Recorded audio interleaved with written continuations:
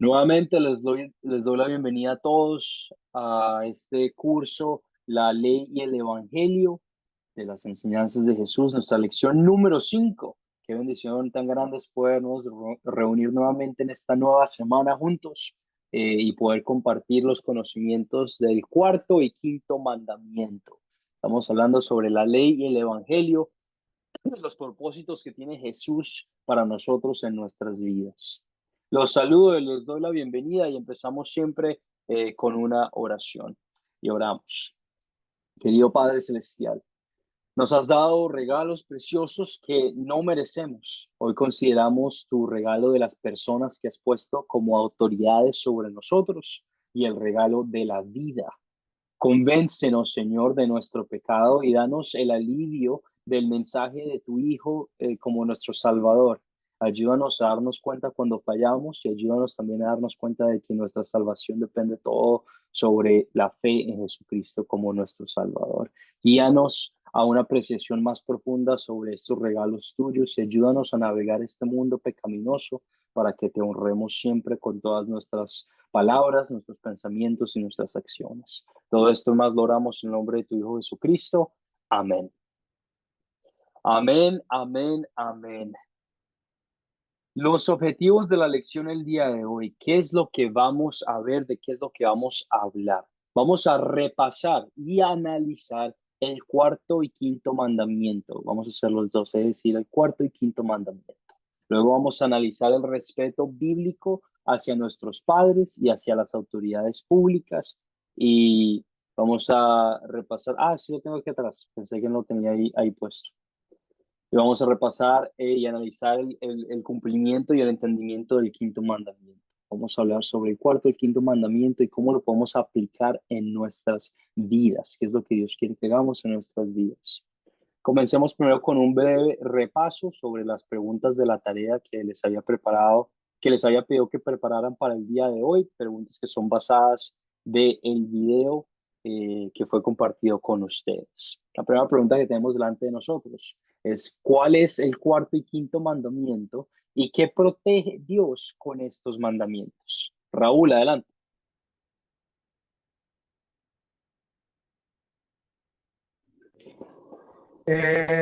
Buenas noches, hermanos, profesor. El cuarto mandamiento, pues lo conseguimos, lo empezamos a conocer y a ver en Deuteronomio 5:16. Honra grandemente a tu padre y a tu madre, como Yahvé tu Elohim te ordenó, para que se alarguen tus días y para que te vaya bien en la tierra que Yahvé te da. Lo estoy leyendo de la Biblia actual, cuarta edición, y lo podemos también conseguir en Efesios 6:2.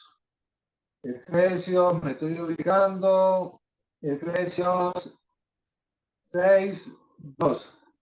Dice: honra a tu padre y a tu madre, que es el primer mandamiento con promesa, para que te vaya bien y serás de larga vida sobre la tierra. Y antes en el 6:1 dice: hijos, obedeced al Señor, obedeced en el Señor a vuestros padres, porque esto es justo. ¿Qué protege el cuarto mandamiento? El cuarto mandamiento protege a nuestros padres, al gobierno, a la iglesia y nuestros trabajos. Acuérdense de sus, acuérdense de sus pastores que le dieron a comer la palabra de Dios, lo dice en Hebreos 13:7. Obedeced a vuestros pastores y servaos a ellos, Hebreos 3:17. Asimismo, dice: todos debemos someternos a las autoridades, pues no hay autoridad que no venga de parte de Dios, y lo que hay son puestas, han sido establecidas por Dios. Romanos 13:1. Ahí leímos anteriormente lo de los pastores.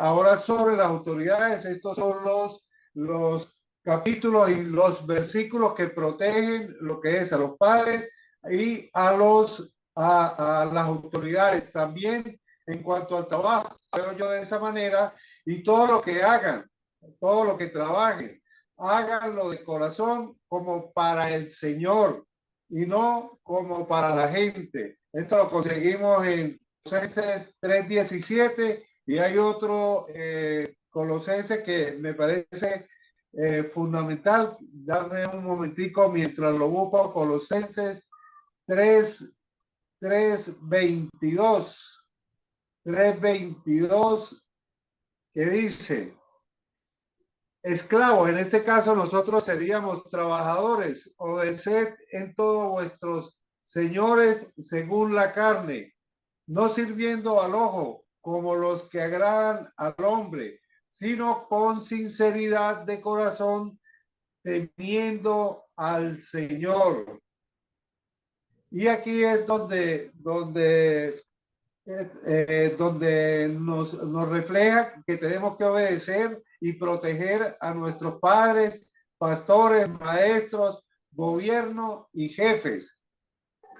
Cuando estemos obedeciendo a los que tienen autoridad sobre nosotros, en realidad estamos obedeciendo a Dios. Y el mandamiento, no matarás, protege la vida, que es un bien precioso de Dios. Ese es mi comentario. Muy bien, Raúl, excelente, muy buena explicación, bastante completa sobre cuáles son o qué es, cuáles son el cuarto y quinto mandamiento y qué protege Dios con estos mandamientos. Recordemos, el cuarto mandamiento es honrar a tu padre y a tu madre para que te vaya bien y sea de larga vida sobre la tierra. Recordamos los versículos que acabas de compartir con nosotros y el quinto mandamiento será el no matarás. El cuarto mandamiento, ese mandamiento protege los representantes de Dios. Y vamos a hablar un poquito más sobre esto mientras seguimos en nuestra clase. ¿Cuáles son, quiénes son los representantes de Dios? Raúl mencionó una de esas ideas con nosotros hace unos momentos. El quinto mandamiento, que es no matarás, protege. Este mandamiento protege los representantes de Dios. El quinto mandamiento protege el don divino de la vida, la bendición tan grande que es el vivir y Dios protegiendo la santidad de la vida y la bendición de la vida de cada uno de nosotros. Mateo 22, 34 al 40 relata el momento mismo en el cual nuestro Señor Jesucristo resumió los 10 mandamientos en dos. Vuelvo a decir esto, Mateo 22, 34 al 40 relata el momento mismo en el que nuestro Señor Jesucristo resumió los 10 mandamientos en dos. Y lo podemos poner en dos diferentes categorías. Ama al Señor tu Dios como todo, con todo tu corazón, con toda tu ser, con toda tu mente y con todas tus fuerzas, le respondió Jesús. Este es el primer y el más importante de los mandamientos, amar al Señor tu Dios. El segundo, que es Jesús hablando, diciendo nuevamente, el segundo se parece a este, ama a tu prójimo como a ti mismo. De estos dos mandamientos dependen toda la ley y los profetas, dice Dios. De estos dos mandamientos dependen toda la ley y los profetas. Podemos decir entonces que los primeros tres mandamientos que le tenemos en la Biblia, que hablamos sobre amar a Dios, no tendrás ningún otro Dios, no tomarás el nombre de Dios en vano y respetarás el día que Dios ha instituido como el día de descanso, de reposo. Podemos tener estos tres mandamientos, tratan sobre nuestra relación con Dios, cómo nosotros nos relacionamos con Dios directamente, mientras que los demás se concentran en la relación con nuestro prójimo, con las personas que Dios nos ha puesto a nuestro alrededor. Nuevamente, Jesús categorizó los 10 mandamientos y los resumió en dos. Amarás a Dios con todo tu corazón, con toda tu mente, con todas tus fuerzas, y amarás a tu prójimo como te amas a ti mismo. Primero, segundo y tercer mandamiento, relatando nuestra relación personal con Dios directamente, y el resto de los mandamientos que comentan cómo nosotros nos relacionamos e interactuamos con nuestros hermanos, hermanas en Cristo y con las otras personas en la sociedad. Aparte de nuestros padres, ¿quiénes son algunas de las autoridades incluidas en el cuarto mandamiento? Raúl había mencionado una idea familiar, pero ¿cuáles son de esas autoridades que son incluidas en el cuarto mandamiento? Jesús, adelante, tienes tu mano levantada. Bien, buenas noches, profesor. Dios me le continúe bendiciendo. En el cuarto mandamiento se incluye también entonces las autoridades. Ahí hay un principio de sumisión, ¿verdad? Empieza con los padres porque los padres son los primeros maestros del hogar. Papá y mamá son los que van a dar el ejemplo y nos van a enseñar los principios de sumisión. Pero cuando amamos a Dios, en verdad, también nos es fácil ser sumiso a papá y a mamá, obedecer esas autoridades. Y después vienen las autoridades locales. Hay autoridades locales, nacionales e internacionales. Y esas autoridades han sido delegadas por el Señor para que haya una buena administración en el Estado, para que no abusemos de la libertad que nosotros Dios nos ha dado, para que hagamos las cosas en el temor del Señor, decentemente y con orden. Dios les bendiga. Muy bien, excelente. Nuestros primeros maestros, que siempre han sido nuestros padres, se respeta este mandamiento. También incluimos, como específicamente en el video que fue mencionado, los líderes de la iglesia, los líderes del gobierno, los supervisores de nuestros trabajos, nuestros jefes. Otros podrían ser la policía, maestros, los del control del aeropuerto, etcétera, etcétera. Cualquier persona o autoridad que Dios ha puesto por encima de nosotros para nuestro beneficio, para crear orden y tener una sociedad estable. Se incluyen todas estas personas, todos estos conceptos en este cuarto mandamiento. Respetarás a tu padre y a tu madre. Continuamos con el cuerpo de la lección el día de hoy. Voy a compartir con ustedes un poco de información. En el cuarto mandamiento, Dios habla acerca de nuestra relación con los que tienen autoridad sobre nosotros. Podrían no ser líderes perfectos y quiero que tengamos en cuenta de esto. Ningún líder que nosotros tenemos que es humano es perfecto, pero es instituido por Dios para nuestro beneficio, para crear orden.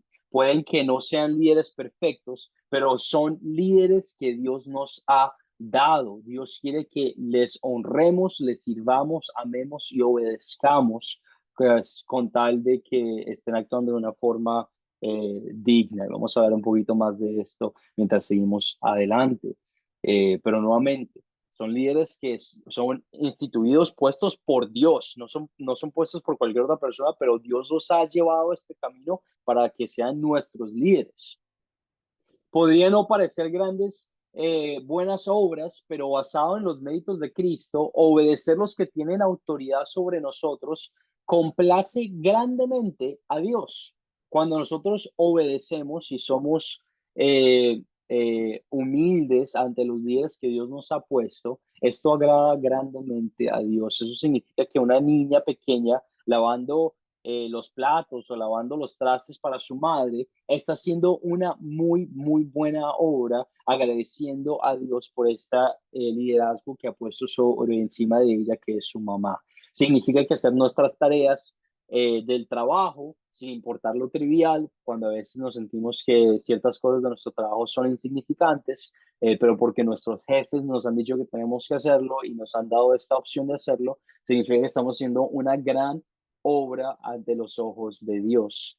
Significa que respetar a las autoridades gubernamentales cuando instituyen una ley o cuando ponen límites de conducir o cuando nos dicen que no tengamos que hacer esto o cuando ponen el límite para tomar alcohol de 18, aquí en los Estados Unidos es 21 años, respetar esas leyes.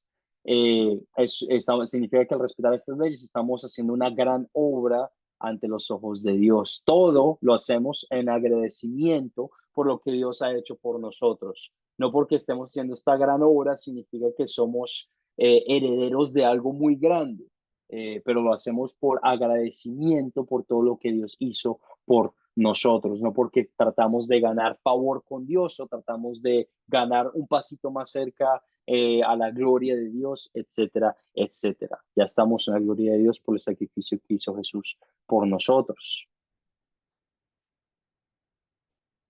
¿Qué significa esto entonces a la hora de actuar sobre las autoridades públicas? ¿Cómo deberíamos nosotros obedecer las autoridades públicas? ¿Qué opinan? ¿Qué piensan? Entendiendo el cuarto mandamiento. Jesús, adelante. Bien, allá en Romanos capítulo 13, versículo 1 en adelante, dice el apóstol Pablo allí que debemos de sujetarnos a las autoridades, porque no hay autoridad sino de parte de Dios, y la que hay por Dios ha sido establecida, de manera que si resistimos a la autoridad, a lo establecido por Dios resistimos y acarreamos condenación para nosotros, porque los magistrados no están para infundir temor al que hace lo bueno, sino para el que hace lo malo.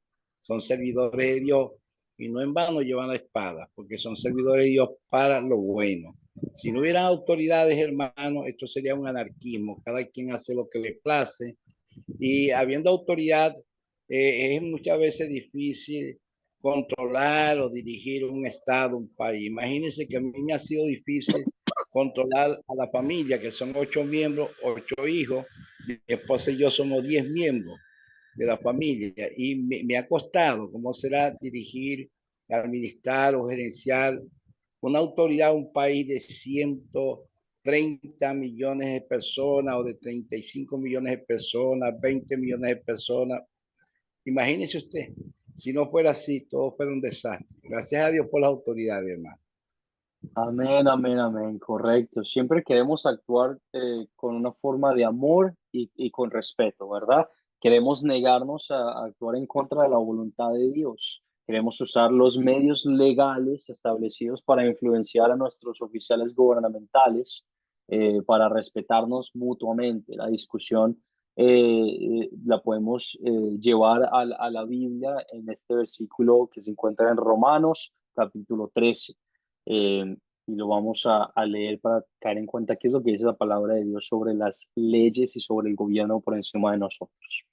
Todos debemos someternos a las autoridades, pues no hay autoridad que no venga de Dios. En otras palabras, todas las autoridades, cualquier persona que se ha puesto por encima de nosotros, es la voluntad de Dios y se ha puesto por Dios. Las autoridades que han sido establecidas por Dios. Por lo tanto, aquel que se opone a la autoridad, en realidad se opone a lo establecido por Dios, y los que se oponen acarrean condenación sobre ellos mismos, porque los gobernantes no están para infundir temor, así como Jesús estaba mencionando, a los que hacen lo bueno, sino a los que hacen lo malo. Nuestro gobierno nos protege de las personas que quieren hacer el mal. ¿Quieres vivir sin miedo a la autoridad? Dice Pablo, haz lo bueno y tendrás su aprobación. Si tú haces las cosas buenas, tendrás la aprobación del gobierno. Pero pues la autoridad está al servicio de Dios para tu bien. Pero si haces lo malo, entonces sí debes temer, porque no lleva la espada en vano, sino que está al servicio de Dios para darle su merecido, para llevar justicia a aquel que hace lo malo. Queremos respetar con amor y con dignidad a las autoridades que Dios ha puesto por encima de nosotros, porque nuevamente es la voluntad de Dios y Dios los ha puesto ahí para protegernos y mantenernos a salvo. Devolvámonos rápidamente a esta diapositiva a comentar sobre el quinto mandamiento. El quinto mandamiento nos muestra otra manera en la que podemos amar a nuestro prójimo. Recordemos que el quinto mandamiento es no matarás. Nos muestra otra manera en la que podemos amar a nuestro prójimo. Dios quiere que cuidemos físicamente a los que están a nuestro alrededor y que evitemos comportamientos que los lastimen. Queremos hacer esto con sabiduría para ayudarles a largo plazo. Queremos proteger y preservar la vida y preservar a las personas físicamente. Mientras consideramos nuestras acciones con los que nos rodean, nos llama la atención nuestros pecados. Siempre queremos caer en cuenta de las cosas que estamos haciendo mal para poder utilizar la ley como un espejo y como un guía y como un freno para ayudarnos a a evitar caer en tentación, ¿verdad? Esta es la ley de Dios obrando en nuestros corazones, nos prepara para el mensaje del Salvador. Caemos en cuenta siempre que al final del día Jesús obedeció perfectamente el cuarto y quinto mandamiento por nosotros como nuestro sustituto a los ojos de Dios, ya que no lo hemos obedecido perfectamente nosotros. Y vamos a hablar de esto un poquito más adelante, como cada uno de nosotros, siempre lo vamos a conversar, cada uno de nosotros es culpable de romper cada uno de los mandamientos de la ley de Dios. Pero gracias al sacrificio que hizo Jesús, de vivir esa vida perfecta por nosotros, que obedeció perfectamente cada uno de los mandamientos, en este caso el cuarto mandamiento, al obedecer a sus autoridades y al no matar, nos hizo como sustitutos y nos dio la salvación eterna en los brazos de nuestro Padre amoroso en los cielos. Es un gozo y es una alegría muy grande poder saber y se nos quita un peso de encima, saber de que todas estas leyes fueron cumplidas por el sacrificio de Cristo y ahora lo que nosotros hacemos es tratar de imitar a Jesús, tratar de imitar a Cristo ante los ojos de un Dios que ya nos ve con amor y con agradecimiento. No lo hacemos tratando de ganar nuestra salvación, pero por medio de amor y con el sentido de agradecer todas las cosas que hizo Él por nosotros. Hablamos sobre el cuarto y quinto mandamiento, obedecer a las autoridades, obedecer a nuestros padres y el no matar. Ahora conversemos un poquito más sobre cuándo tenemos que romper este mandamiento. Uy, pastor, ¿cómo así que tenemos que romper un mandamiento? Vamos a hablar de esto. ¿Cuándo debemos negarnos a obedecer a los que tienen autoridad sobre nosotros? Esta es una pregunta polémica. ¿Por qué? Porque yo les acabo de comentar de que las autoridades fueron puestas sobre nosotros por Dios y que por lo tanto no tenemos que desobedecer y tenemos que honrar y respetar a las autoridades puestas por encima de nosotros. Entonces, ¿quién pudiera responder esta pregunta? Adolfo, ¿cuándo debemos negarnos a obedecer a los que tienen autoridad sobre nosotros? Adelante. Sí, profesor, cuando lo que nos mandan a hacer va en contra de lo que Dios nos manda, nos prohíbe pues, en la Biblia. Por ejemplo, si en una empresa el jefe de pronto quiere que nosotros nos involucremos en un robo o algo así, no podemos obedecer al jefe porque Dios manda que no debemos robar, ¿verdad? Entonces primero debemos obedecer a Dios antes que a los hombres, como dice su palabra. Muy bien, correcto. Obedecemos siempre la autoridad suprema que es Dios. Obedecemos siempre la autoridad suprema que es Dios. Y por medio de la autoridad suprema, luego obedecemos las autoridades que provienen de Dios. Ahora nos negamos a estas autoridades, como cuando dijo Adolfo, estas autoridades nos llevan de una forma de que no honra o respeta la autoridad suprema que es Dios. Si tu jefe te estaba pidiendo que robes o que tomes dinero de una cuenta o algo por ese estilo, te tienes que negar a hacer eso y tienes que desobedecer a esa autoridad que Dios ha puesto por encima de ti porque está desobedeciendo la palabra de Dios y está actuando de una forma que es pecaminosa y que es peligrosa para nuestra salvación. O desobedecemos a nuestras autoridades que Dios ha puesto por encima de nosotros cuando ellos quieren que vayamos en contra de la voluntad de Dios. Hechos 5, 27 al 29 dice, los condujeron ante el consejo y el sumo sacerdote les reclamó, terminantemente les hemos prohibido enseñar en ese nombre de Jesús. Sin embargo, ustedes han llenado a Jerusalén con sus enseñanzas y se han propuesto echarnos la culpa a nosotros de la muerte de ese hombre. Es necesario obedecer a Dios antes que a los hombres, respondieron Pedro y los demás profetas. Es necesario obedecer a Dios antes que a los hombres. Los fariseos les estaban diciendo a los discípulos de que no testificaran sobre el nombre de Cristo, sobre el nombre de Dios, sobre su acto misericordioso de salvación, de su vida y su sacrificio.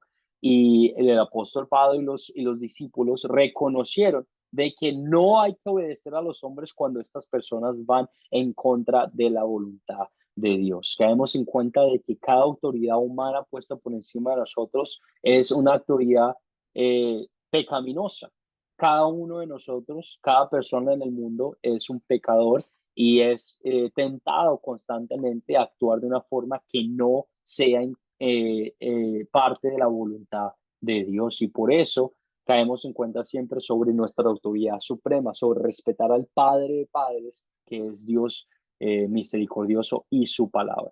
Por lo tanto, desobedecemos a las autoridades que se han puesto por encima de nosotros cuando ellos van en contra de la voluntad de Dios. El cuarto mandamiento también agrega una promesa y nos dice, honra a tu padre y a tu madre para que te vaya bien y seas de larga vida sobre la tierra. ¿Qué significa esto? ¿Qué nos dice la promesa agregada acerca del mandamiento? ¿Qué significa esta promesa? ¿Cómo la interpretan? ¿Qué trata de decir estas palabras? ¿Qué piensan? Jesús, adelante. ¿Qué significa esta promesa? ¿Cómo la interpretas? Bueno, hermano, ese mandamiento es con promesa, ¿no? Y se repite allá en Efesios también cuando Pablo dice, honra a tu padre y a tu madre para que tu vida se alargue y sea de prosperidad. Allí cuando nosotros ponemos en práctica ese mandamiento, el yo de Dios está comprometido a bendecirnos, a darnos más años de vida y a prosperarnos económicamente, materialmente, porque Dios, en otras palabras, Dios está diciendo, probadme en esto, si no abriré la ventana de los cielos y derramaré bendición que sobreabunde. Por eso es que dicen por ahí un dicho, al buen hijo siempre le va bien. Al buen hijo siempre le va bien. ¿Por qué? Porque ese mandamiento nos dice que si lo ponemos en práctica, todo lo que Dios ha prometido se va a cumplir en nosotros. Muy bien, excelente. Y respondamos estas siguientes preguntas con la instrucción, con los comentarios que Jesús compartió con nosotros. ¿Qué piensa Dios acerca del mandamiento? La promesa agregada muestra la preocupación misericordiosa de Dios por nuestro bienestar aquí en la tierra. Significa que Dios tiene el pensamiento y se preocupa sobre lo que nosotros vamos a vivir y sobre lo que nosotros vamos a pasar en esta tierra. Número dos, ¿cómo cumple Dios esta promesa de manera natural cuando lo seguimos?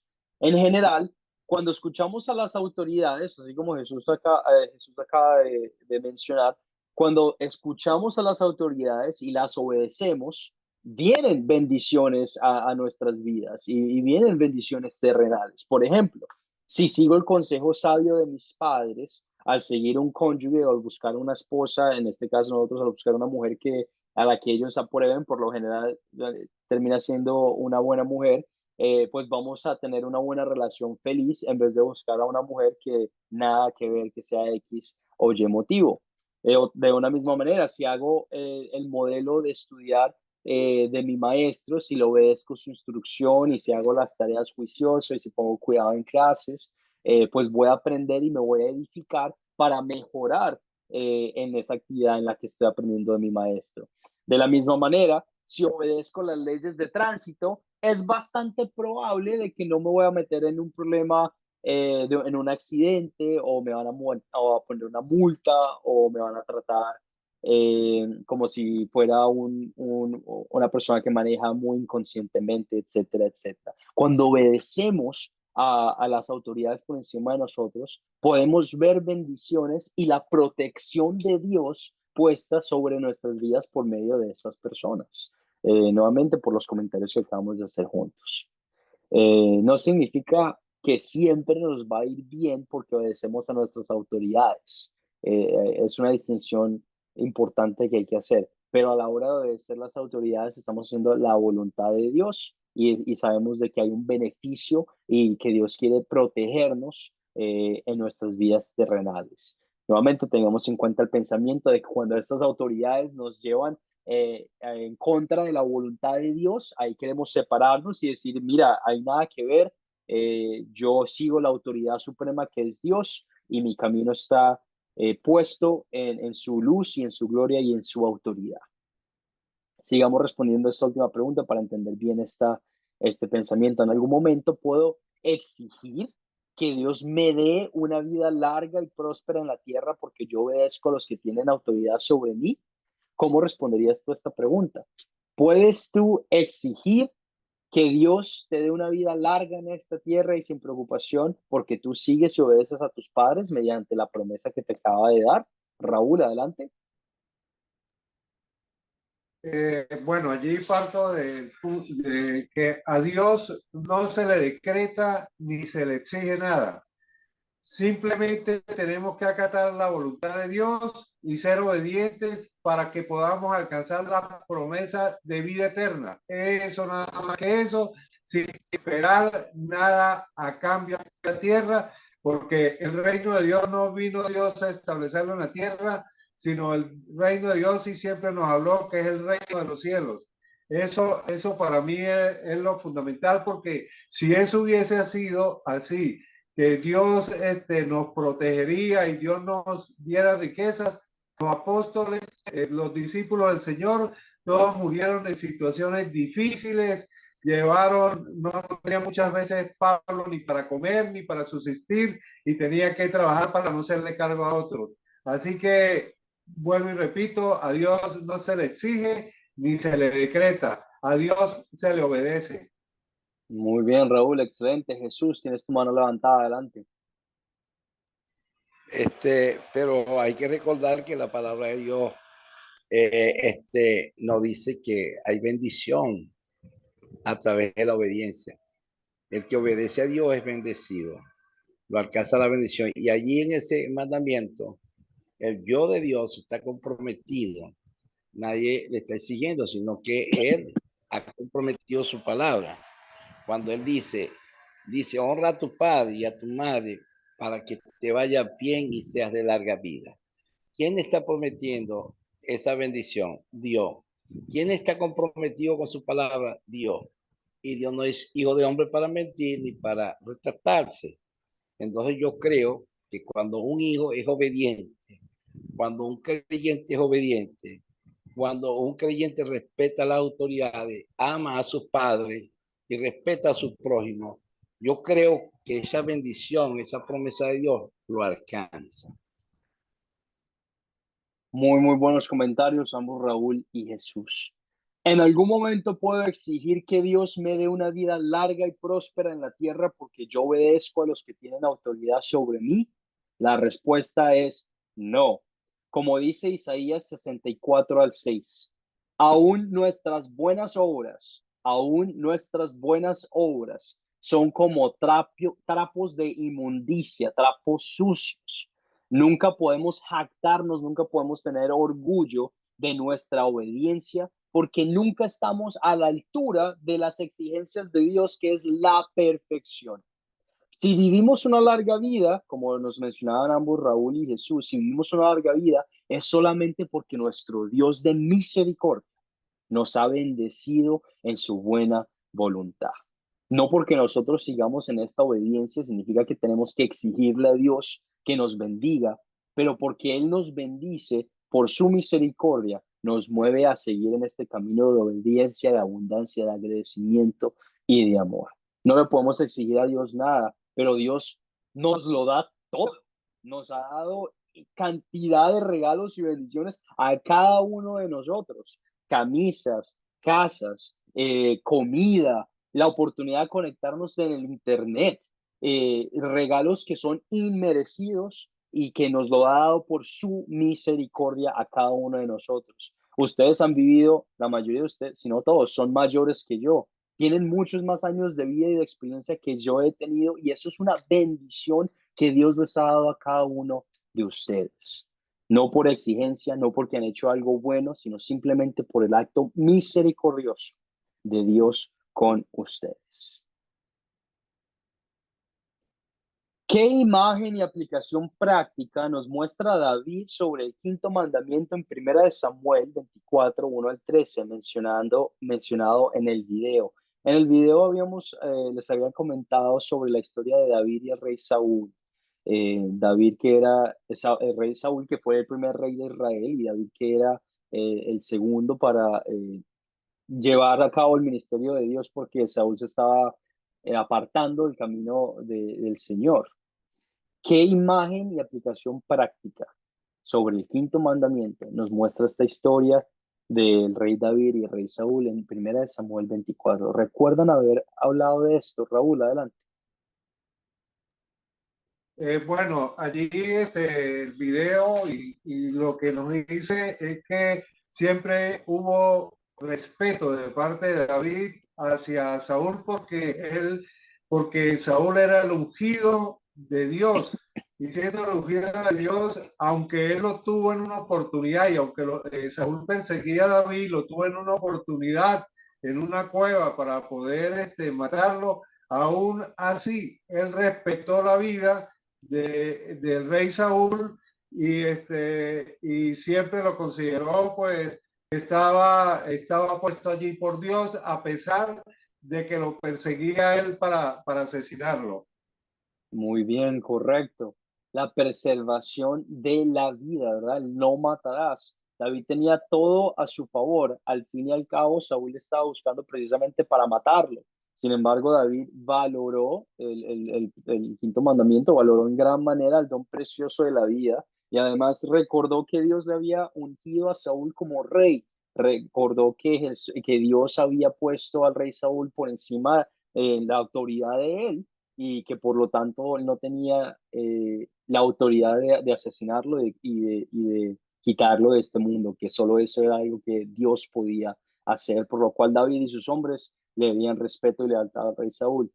Pero lo que le llevó a David a honrar la vida de Saúl fue la fe, el respeto, el amor y el temor que David tenía a Dios. No fue nada de su propia honra y su propia gloria, pero fue todo lo que Dios creó en su corazón para la gloria de él, que por medio de la fe y en el respeto, el amor y el temor que David tenía en Dios, no sobrepasó esa autoridad del cuarto mandamiento del rey Saúl y no le quitó la vida obedeciendo el quinto mandamiento. ¿Qué podemos aprender acerca del pecado en estos pasajes? Vamos a ver unos pasajes y vamos a entender qué podemos ver acerca del pecado en estos versículos. Pero antes, Jesús, tienes tu mano levantada. Adelante, ¿alguna pregunta o comentario? Bien, hacer un comentario aquí, profesor.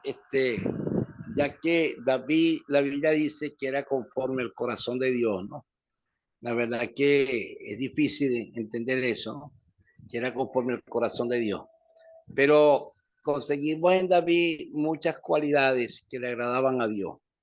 Sabemos que la salvación es por gracia, no es por obra, para que nadie se gloríe, y que lo que tenemos, lo tenemos por la misericordia del Señor, porque a Él le ha placido. Él produce el querer como el hacer por su buena voluntad en nosotros. Bueno, pero no es por nuestra fuerza que vamos a lograr la cosa, ni vamos a agradar a Dios por nuestra fuerza. Pero cuando nosotros obedecemos la palabra de Dios, eso nos va a dar bendiciones. Mire, David se arrepintió de sus pecados.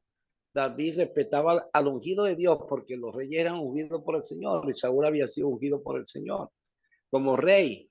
Y el solo hecho de ser ungido de Dios, él tenía un respeto único hacia esa persona. Fíjense que él mató a un joven porque dijo que él había matado a Saúl. Y una malecita parece que era. Y entonces le dijo David, ¿tú lo mataste? Sí. Y le contó una historia ahí. Y David dijo, por tu propia boca te juzgo. ¿Cómo pusiste la mano encima del ungido de Dios? Y David lo mató porque había tocado al ungido de Dios. Mire si no respetaba las autoridades de David. Y David, entonces vemos que Dios lo honró, porque no por lo que hizo, sino porque él era conforme al corazón de Dios. ¿Qué quiere decir eso? Que siempre estaba dispuesto a hacer la voluntad de Dios, que siempre estaba dispuesto a buscar de Dios, a poner por encima de todo la palabra de Dios. Cuando Natán le soltó y le habló del adulterio de Betsabé y de la muerte de Urías, él se enojó. Pero después que Natán le dijo, ese hombre eres tú, David se arrepintió, más nunca tocó a esas mujeres y arregló su situación con Betsabé, se casó con ella y nace Salomón. Entonces vemos que conforme el corazón de Dios, porque es el corazón de Dios, que el hombre no se pierda, sino que proceda al arrepentimiento y que haga la voluntad del Señor. Por encima de todo, hacer la voluntad de Dios. Gracias. Correcto, muy bien. Excelente, excelente. Ahora aprendamos acerca del pecado en estos versículos. Mateo 5, versículo 21 al 22. Ustedes han oído que se dijo a los antiguos, no matarás, y que cualquier que mate será culpable de juicio. Pero yo les digo que cualquiera que se enoje contra su hermano será culpable de juicio, y cualquiera que a su hermano le diga necio será culpable ante el concilio, y cualquiera que le diga fatuo o bruto, en otras palabras, quedará expuesto al infierno del fuego. ¿Qué aprendemos sobre el quinto mandamiento, el quinto mandamiento basados en este versículo? ¿Qué aprendemos?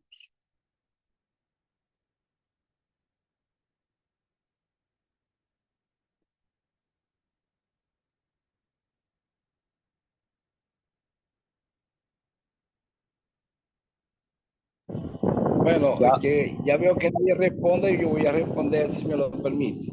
Adelante. Bueno, el quinto mandamiento allí, ¿verdad? Que el solo hecho de disgustarme con tal hermano ya es una falta grave. Y el Señor no quiere que nosotros estemos disgustados contra el hermano.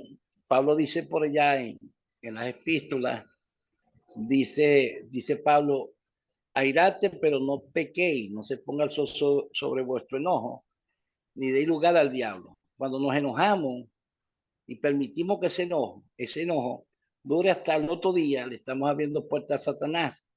Y ahí después entonces puede venir el asesinato, el homicidio, problema más serio. Y Dios no quiere que nos enojemos, porque el que se enoja rápidamente comete locura. Dios quiere que nosotros nos amemos y que no guardemos resentimiento, que nos perdonemos los unos a los otros. No podemos decir que amamos a Dios, ¿verdad? Si odiamos al hermano, porque el que odia a su hermano es homicida, dice el apóstol Juan. Y ningún homicida tiene parte con Cristo ni en el reino de los cielos. Entonces Dios nos está allí, por su palabra, nos está enseñando de que el enojo es peligroso, que no debemos guardar resentimiento, que debemos perdonarnos, que el perdón es infinito, que debemos estar siempre en paz, en armonía, en coinonía. Eso es lo que Dios quiere con su familia. Amén. Amén, muy bien, excelente, Jesús. Adolfo, adelante, tienes tu mano levantada. Sí, creo que podemos aprender en ese mandamiento que no solamente matar a una persona físicamente, quitarle la vida, es pecado, sino que también cuando odiamos a alguien, ¿verdad? Entonces, es igual que como si la matáramos físicamente. Eso es lo que podemos aprender, que no es solamente asesinar a alguien, sino que cuando lo odiamos también lo estamos asesinando, ¿verdad? Y me viene una pregunta que quiere hacerlo, ya que estamos hablando del asesinato de la vida, ¿verdad? Si una Ujú. persona, por ejemplo, viene a nuestro hogar o nuestra casa, un ladrón o alguien, de pronto que nos quiere quitar la vida o quiere eh, asesinarnos a nuestros seres queridos, y si nosotros de pronto reaccionamos primero y le quitamos la vida a él, ¿eso cómo sería ahí, profesor, que no? ¿Cómo quedaríamos nosotros ante Dios? Muy, muy buena pregunta, Adolfo. ¿Qué piensas tú? La verdad, estoy confundido, no sé qué podría, el tema no me lo han eh, hablado mucho sobre eso, entonces no le tendría una respuesta sobre eso. No hay ningún inconveniente, está bien.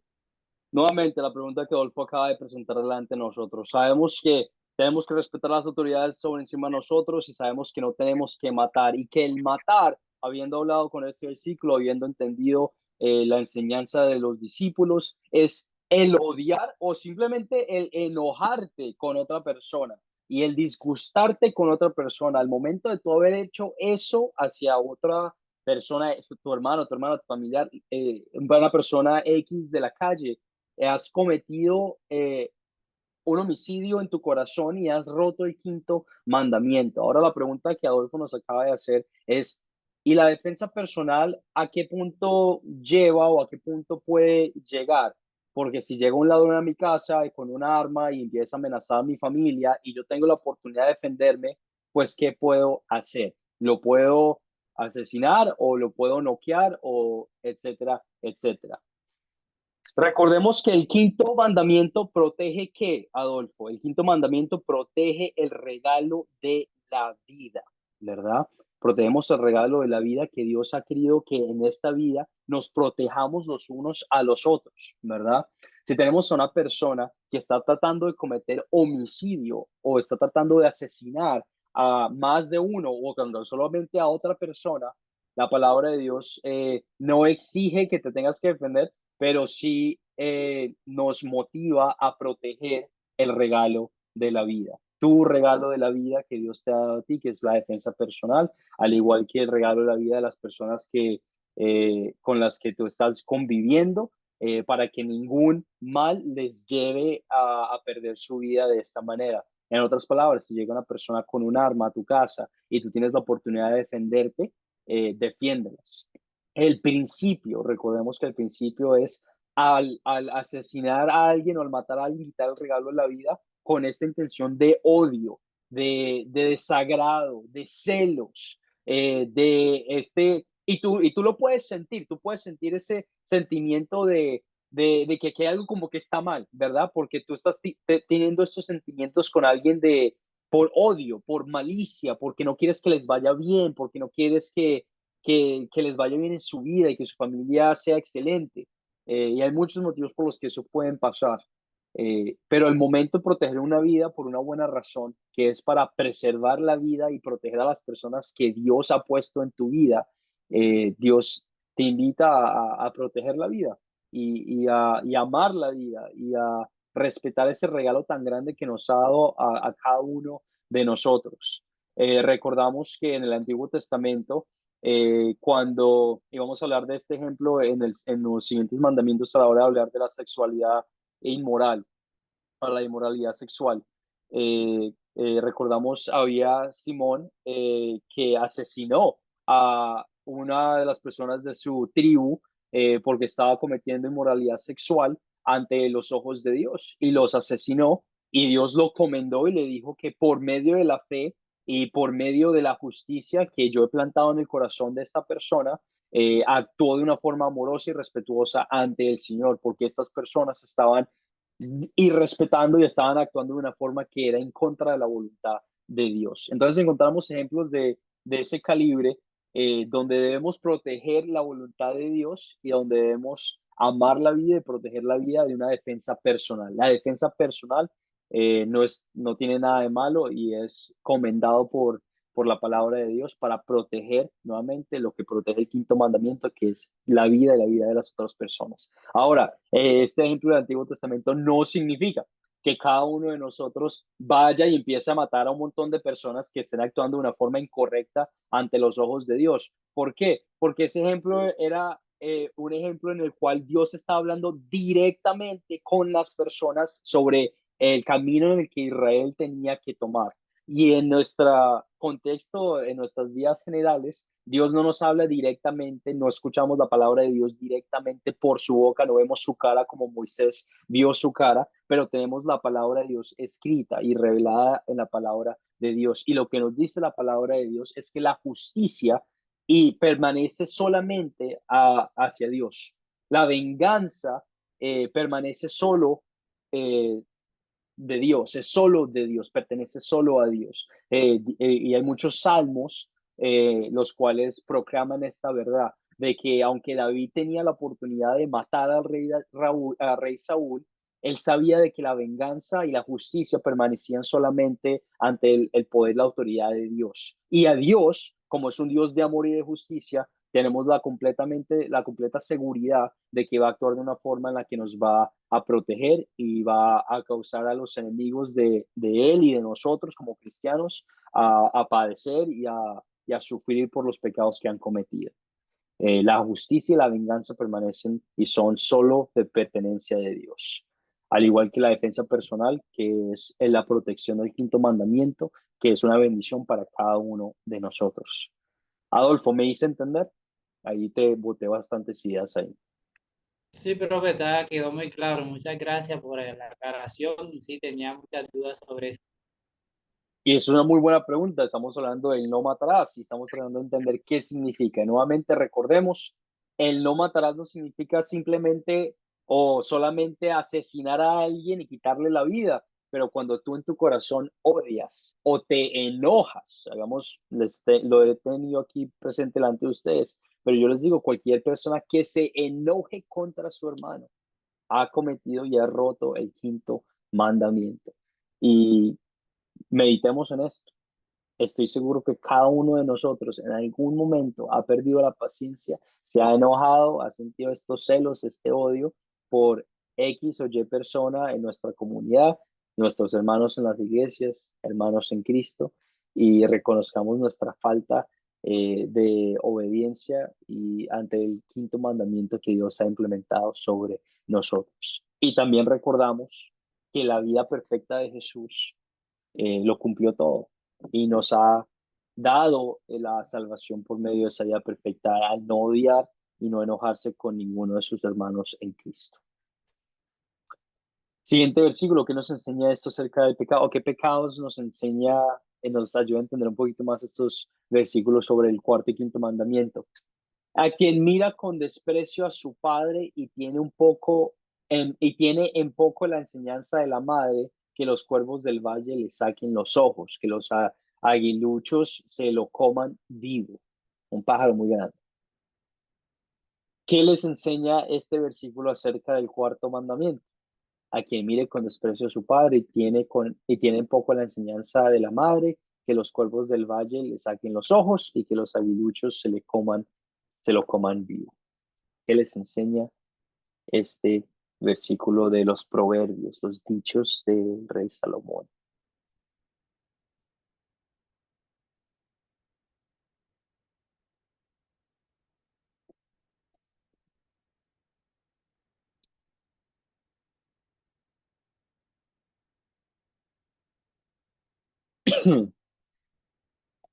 Puedo esperar, puedo esperar a que alguien diga algo. ¿Qué les enseña este versículo acerca del cuarto mandamiento?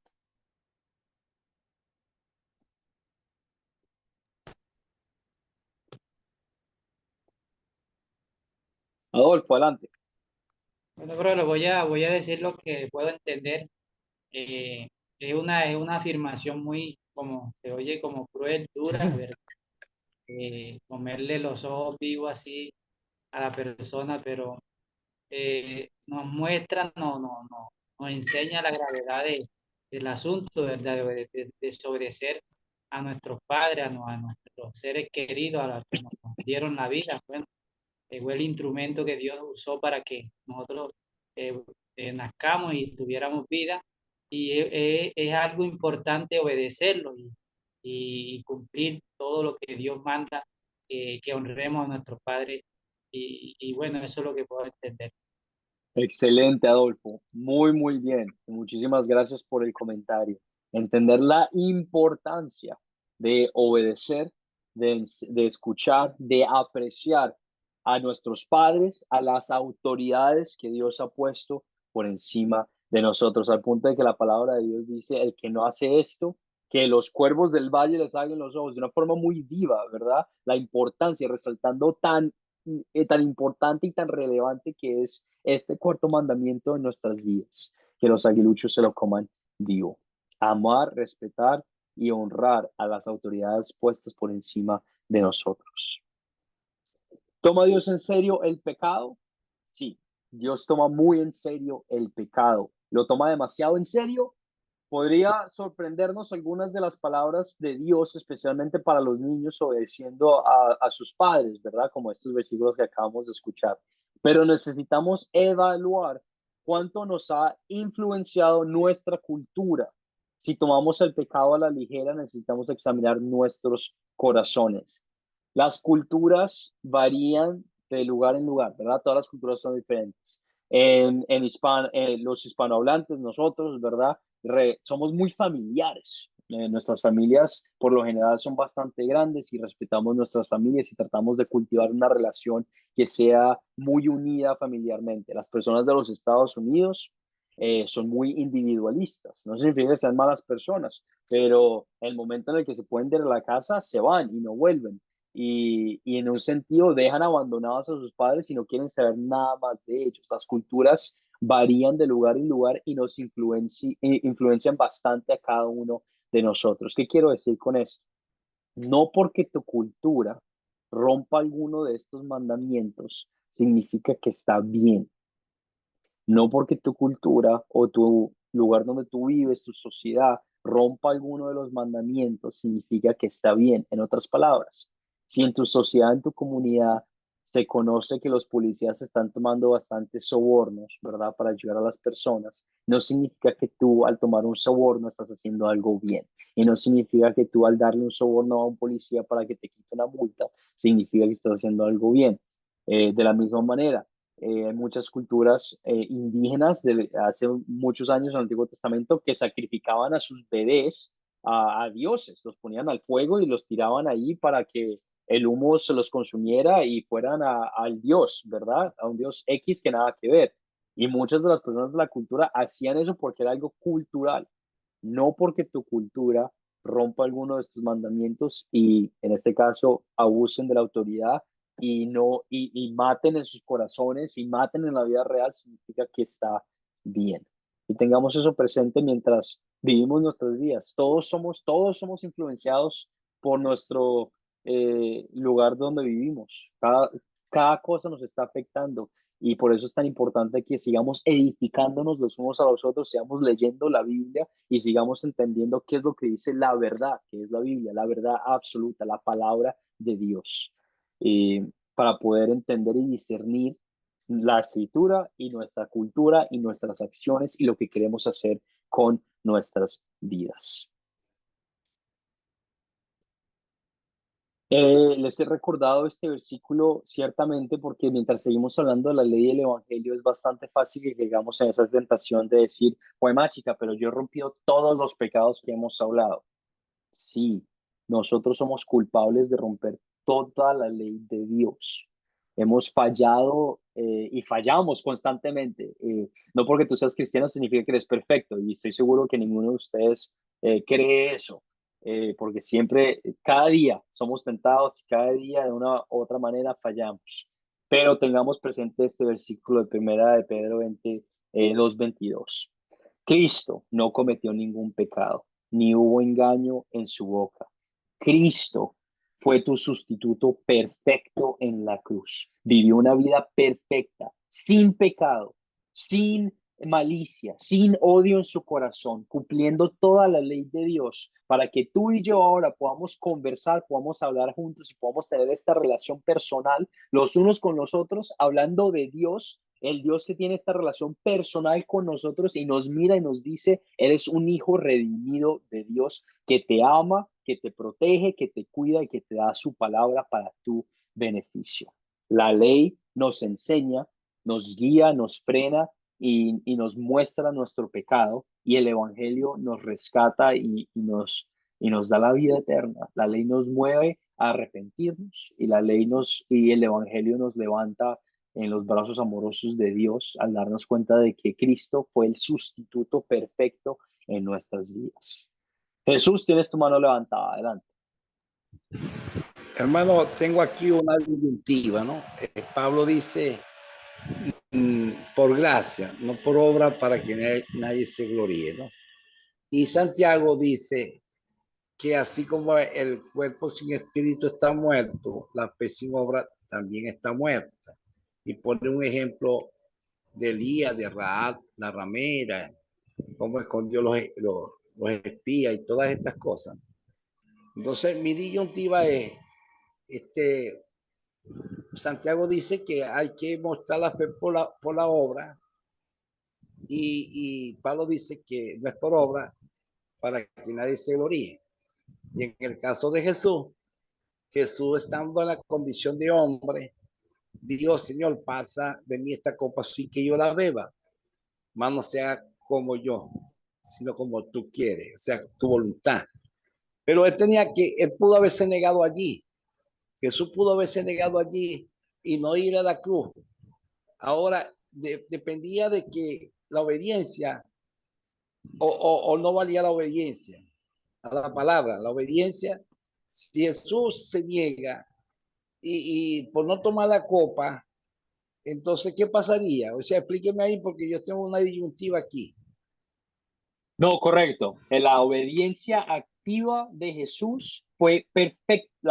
Jesús obedeció, y hablamos de esos términos, Jesús obedeció perfectamente la ley. Y por eso tenemos esta confianza, esta esperanza de que cuando murió fue nuestro sustituto perfecto y nos dio su perfección a cada uno de nosotros y derramó su sangre en cada uno de nosotros para que ante los ojos de Dios seamos 100% santos y 100% redimidos como sus hijos de Dios. Eso no lo ponemos en duda, ¿verdad? Ahora, lo que tú estás queriendo preguntar es cómo armonizamos ese pensamiento de Santiago de que tengo que mostrar buenas obras, que si las obras, la fe sin obras no es verdaderamente fe, y cómo armonizamos ese pensamiento del apóstol Pablo que dice que solo es por medio de la gracia que somos salvos. Y es una pregunta muy buena que es excelente para nuestro curso, que es la ley y el evangelio. ¿Verdad? Entendamos, en la primera clase que tuvimos juntos, yo les hice la aclaración de que no podemos tomar solo un versículo de la Biblia y leerlo y decir que esto es ahí ya es una doctrina tal cual, ¿verdad? La Biblia es un libro completo, con muchos autores, ¿verdad? Muchas personas que las escribieron, pero solo un autor que es Dios. Y esto lo hablamos en nuestra primera clase. Entonces, a la hora de leer la Biblia, la interpretamos utilizando la misma Biblia. ¿Qué dice la Biblia sobre la Biblia? En otras palabras, si en Santiago dice que si las obras, que si la fe sin las obras no es fe, ¿qué es lo que está tratando de decir y qué es lo que está tratando de significar habiendo traducido la Biblia? ¿Qué no significa Jesús? No significa que por tú hacer obras significa que eres santo y eres un redimido hijo de Dios. ¿Por qué? Porque el apóstol Pablo nos dice en sus epístolas, en Éfesos, en Gálatas, en Primera de Corintios, en todas sus epístolas nos dice que es por la gracia, por la fe, somos redimidos hijos de Dios. Entonces, ese pensamiento de Santiago no significa que tus obras te salvan y te dan la salvación de Dios. En nuestra primera clase también hablamos que el contexto en los cuales estas epístolas y estos mensajes y los escritos del Antiguo Testamento, etcétera, etcétera, es muy importante para entender qué es lo que están diciendo. Santiago estaba escribiendo a un grupo de personas que ya eran creyentes. En otras palabras, estaba escribiendo a personas como cada uno de ustedes que saben que por medio de la fe ustedes son salvos. No tenía que explicar nuevamente este pensamiento porque ya estaba compartiendo esta palabra con personas que sabían que su salvación era garantizada por medio de la fe en Cristo. El pensamiento de Santiago era que ahora muchas personas estaban abusando de esta fe en Cristo y estaban siguiendo un camino pecaminoso porque decían, bueno, yo puedo cometer cualquier pecado, pero porque me arrepiento y tengo fe en Cristo, entonces ya no pasó nada. Y lo que Santiago está tratando de aclarar es que por medio de esta fe y por medio de este sacrificio, que es también un pensamiento que el apóstol Pablo compartió muchas veces, por medio de esta fe, por medio de este sacrificio, somos movidos a actuar de una forma que haga buenas obras ante los ojos de Dios por medio de agradecimiento y de amor. No porque tratamos de ganar nuestra salvación, pero por medio de la fe, cuando nosotros nos convertimos en cristianos por la obra del Espíritu Santo que obró en nuestros corazones, nos lleva a actuar de una forma que es de honra ante los ojos de Dios. Entonces, compartí estos dos pensamientos importantes con ustedes. Número uno, que no podemos solamente agarrar un versículo de la Biblia y tratar de crear una doctrina basada solo en ese versículo, que tenemos que interpretar qué dice la Biblia sobre sí misma y qué no dice la Biblia sobre sí mismo, ¿verdad? Y número dos, que el contexto en el cual estas epístolas y estos libros fueron escritos es muy importante, que Santiago no está hablando con cualquier persona que nunca ha escuchado de Jesús, pero está hablando específicamente con un grupo de cristianos, de personas que ya tienen la fe y edificándolos en ese camino sobre su vida ya santificada. No su vida de justificación, pero su vida santificada. Ahora de que tú y yo somos salvados por medio de la fe en Cristo, vivimos una vida de santificación. Esta vida de santificación no significa que nos hacemos santos a nosotros mismos, pero significa que por medio del sacrificio que hizo Jesús por nosotros, queremos vivir como unas personas santificadas ante los ojos de Dios y queremos honrarlo. Y por eso utilizamos la ley como guía, como espejo y como freno. Nuevamente, dejamos que la Biblia se interprete a sí misma. No podemos decir que por medio de las obras somos salvos, porque la Biblia no dice eso. La Biblia dice que es por medio de la fe. ¿Por medio de la fe en quién? En Cristo. ¿Por medio de la fe de quién es Cristo? Cristo, el que vivió la vida perfecta por nosotros y que murió en la cruz como el sustituto y el sacrificio perfecto para cada uno de nuestros pecados. Por medio de esa fe somos redimidos ante los ojos de Dios. Y ahora que estamos viviendo en esta vida, en este mundo pecaminoso, sabiendo que somos hijos redimidos de Dios, tenemos que batallar con ese pensamiento, ese pecado de nuestros corazones que nos aleja y que nos quiere alejar de Dios. Y ahí es donde vienen las epístolas de Santiago que nos mueven y nos motivan a querer vivir esta vida de santificación, de utilizar la ley como el guía, el espejo y el freno en nuestras vidas para protegernos y para alientar a otras personas a que vengan a los pies de Cristo, a que vengan a los pies de Dios. Me hice entender, Jesús, no le hice justicia a todo el pensamiento porque nos podíamos tardar varias horas, pero te hice un medio resumen sobre cómo se interpreta correctamente ese pensamiento en Santiago y en Pablo. Profesor, entendí entonces que la fe salvadora, la fe de la gracia, produce en nosotros buenos frutos. Es decir, que no es una fe pasiva, sino una fe activa. Claro, no viene de nosotros el potencial para producir ese buen fruto, es porque Jesús vive en nosotros, podemos llevar buenos frutos, porque Él produce el querer como el hacer por su buena voluntad en nuestra vida. Comprendí por su explicación, ¿será así? Correcto, muy bien. Tu fe es una fe activa. No puedes dejar que tú tengas esta fe y ya nada más y dices, puedo seguir pecando, puedo seguir haciendo lo que yo quiero porque Jesús ya me perdonó. No, tu fe es una fe activa, te mueve y da frutos para proclamar el nombre de Cristo. Todos los frutos, todas las buenas obras que nosotros hacemos, no es para ganar nuestra salvación como cristianos porque ya somos salvos, pero es para mostrarles a otras personas por dónde es que viene esta salvación. En otras palabras, habíamos hablado de que cuando nosotros obedecemos las leyes, estamos haciendo una buena obra, ¿verdad? Ante los ojos de Dios, porque estamos respetando el cuarto mandamiento. De la misma manera, cuando se están edificando con la palabra, están enseñándole a otras personas, están viviendo una vida que muestra respeto, que muestra amor, algo que es muy diferente a como muchas personas que no creen en Cristo viven sus vidas, que es con odio, con resentimiento, con celos, etcétera, etcétera. Nuestra fe es una fe activa que nos mueve a darle gracias a Dios y a seguir en ese camino de buenas obras para proclamar su nombre, que por medio de la fe en Cristo somos salvos. Muy buena pregunta y muy buena explicación, Jesús. Excelente. Quedó, y podemos seguir hablando y explicando más de esto mientras seguimos en nuestros cursos juntos. Raúl, tenías tu mano levantada. Adelante.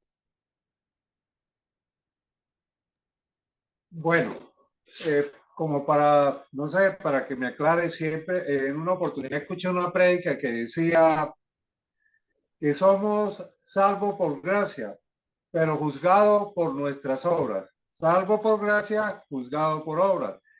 Pero allí me viene a mí a la mente, no sé si estoy equivocado, me viene a la mente cuando el pueblo de Egipto salió en aquella oportunidad donde por la muerte de los primogénitos los cubrió a ellos, a los primogénitos de Israel, para que pudieran salir y no fuesen muertos aquella plaga en que murieron todos los primogénitos en Egipto, cubiertos por la sangre del Cordero. Y allí donde dice salvos por gracia y juzgados por obras, entiendo que nosotros, si somos obedientes, tenemos fe, una fe obediente en nuestro Señor Jesús, y ya vamos a estar cubiertos con la sangre de nuestro Señor Jesucristo que derramó en la cruz por mis pecados y los pecados de todas las personas. Y ya cuando se abra el libro de la vida o cuando seamos juzgados por las obras, se va a reflejar la cruz de Cristo y él ya pagó por todos nuestros pecados. Es lo que yo veo de esa manera. No sé si estoy equivocado. No, correcto, Raúl, lo explicaste muy bien. Por eso es que tenemos que ser muy precavidos en la forma en la que nosotros hablamos de la justificación y cómo es que somos juzgados, ¿verdad? Y qué significa ser juzgados. Y siempre, siempre, siempre tenemos que tener pensamiento en nuestras cabezas, en nuestras mentes y nuestros corazones, porque nuestro viejo hombre que nos dice que tenemos que hacer algo para ser salvos está hablando mucho y es muy activo en nuestros pensamientos. Y siempre tenemos que estar pendientes de caer en cuenta de que no hay nada en absoluto que nosotros podamos hacer por nosotros mismos para ser salvos. Y no hay nada en absoluto que nosotros podamos hacer que sea perfecto y que sea de honra ante los ojos de Dios. Que por medio del sacrificio que hizo Jesús en la cruz, que nos derramó su sangre encima de nosotros y nos purificó, es que somos movidos y somos salvados y justificados ante los ojos de Dios. Que cuando Dios nos ve a nosotros ahora por el sacrificio de Cristo, ve a Jesús y ve la vida perfecta que Él hizo. No nos ve a nosotros, ve a Jesús, ¿verdad? Y por eso es que queremos hacer decimos buenas obras con la intención de no caer en tentación y decir que podemos hacer algo bueno, ¿verdad? Pero con la intención de decir de que a la hora de hacer esto es para darle gracias a Cristo y alabanza y gloria a Dios por lo que Él hizo por nosotros. Y que al hacerlo con esta intención, Dios nos mira y nos da y nos reconoce esta honra y nos reconoce esta santidad. Pero no es porque nosotros lo hagamos, pero porque Jesús y Dios vive dentro de nosotros y nos plantó esa fe en nuestros corazones y nos mueve por el Espíritu Santo a hacer todo esto. Todas las buenas obras que hacemos no vienen de nosotros, pero vienen del Espíritu Santo que obran por nosotros. Por ejemplo, cuando tú ayudas a otra persona, tu viejo no eres tú, es el Espíritu de Dios obrando en ti que te mueve a hacer esto. Y a veces es difícil entender eso porque somos nosotros quienes lo están haciendo, ¿verdad? Es nuestro cuerpo y sentimos que es nuestra vida. Pero Dios habita, y la Biblia habla de esto, Dios habita dentro de nosotros, el Espíritu de Dios habita en cada uno de nuestros corazones y es el que nos mueve a amar, a respetar, a cumplir los mandamientos, a honrar su nombre, a alabarlo, a ir a la iglesia, a edificarnos como estamos haciendo esta noche, etcétera, etcétera. No hay nada. Me van a escuchar decir esto muchas veces, como estamos hablando en el curso La Ley y el Evangelio. No hay nada que nosotros podamos hacer para salvarnos. Y ese es el punto principal de la Biblia, el plan de salvación de Dios, ¿verdad? Hemos hablado de esto. La Biblia es el plan de salvación de Dios. Si necesitamos un plan de salvación, es porque no nos pudimos salvar a nosotros mismos. Y por eso es que Jesús tuvo que vivir y morir por nosotros. Excelente, excelente conversación y excelente, excelente comentarios que acabamos de compartir unos con nosotros para edificarnos en este camino y para edificarnos a la hora de poder compartirlos con otras personas que tengan estas mismas preguntas o dudas. Cerremos rápidamente con el repaso de la lección. ¿Qué tan importante es para un creyente respetar a los representantes de Dios? Bastante, bastante importante. ¿Por qué? Porque son los representantes de Dios. Las personas de autoridad fueron puestas en estas posiciones de autoridad por Dios mismo. ¿Cuál es el significado bíblico del quinto mandamiento para nosotros?